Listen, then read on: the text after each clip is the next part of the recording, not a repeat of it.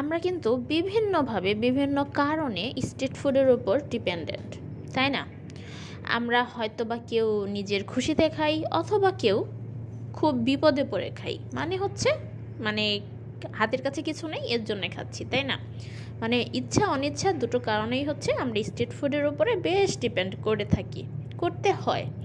আমার কথা হচ্ছে, আপনি যদি দেশের বাইরে একটু চিন্তা করেন তাহলে দেখবেন যে দেশের বাইরের স্ট্রিট ফুডগুলো কিন্তু বেশ স্বাস্থ্যসম্মতভাবে পরিবেশে বানানো হয় এবং সেটা স্বাস্থ্যের জন্য ভালো হয়।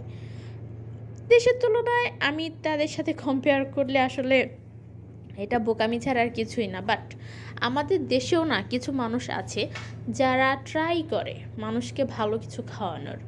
আমি এখন যে বেলপুরি দোকানটার সামনে দাঁড়িয়ে আছি, এই ভাইয়া বেশ পরিষ্কার পরিচ্ছন্নভাবে এবং ওয়েল ম্যানার্ড, তাকে দেখেই বোঝা যায় যে সে ওয়েল ম্যানার্ড। তো সে খুব ভালোভাবে ট্রাই করছিল যে মানুষকে যখন খাওয়াবো তাহলে ভালোভাবেই খাওয়াবো। আর তার দোকানের সামনে যখন আমি একটা নির্দিষ্ট বয়সের মানুষদের দেখলাম, তখন আমার মনে হলো যে ঠিক আছে, দেখি তো ট্রাই করে কী অবস্থা। এই কথাগুলো এই কারণে বলা যে খাবারের বিজনেস অনেকেই করছে, অনেকেই কিন্তু শুধুমাত্র টাকার জন্য করছে, মানুষের স্বাস্থ্যের কথা চিন্তা করছে না।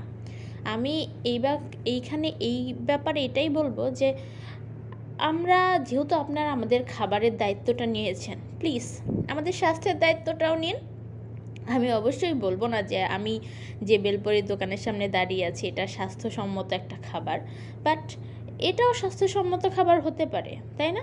আমরা যদি একটু ট্রাই করি, আমরা যদি একটু রিসার্চ করি, এটাই কিন্তু বেশ হেলথফুল একটা খাবার হতে পারে। বিকেলে স্ন্যাক্স হিসেবে কিন্তু একটা স্বাস্থ্যকর নাস্তা হতেই পারে, তাই না?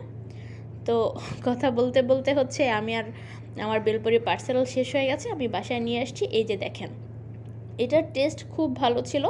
আর সবথেকে বড় কথা হচ্ছে, আমি যখন দেখেছি পরিবেশটা ভালো এবং সে বেশ কি বলবো, পাবলিকের কথা চিন্তা করে বানাচ্ছে, আমি আসলেই স্যাটিসফাই।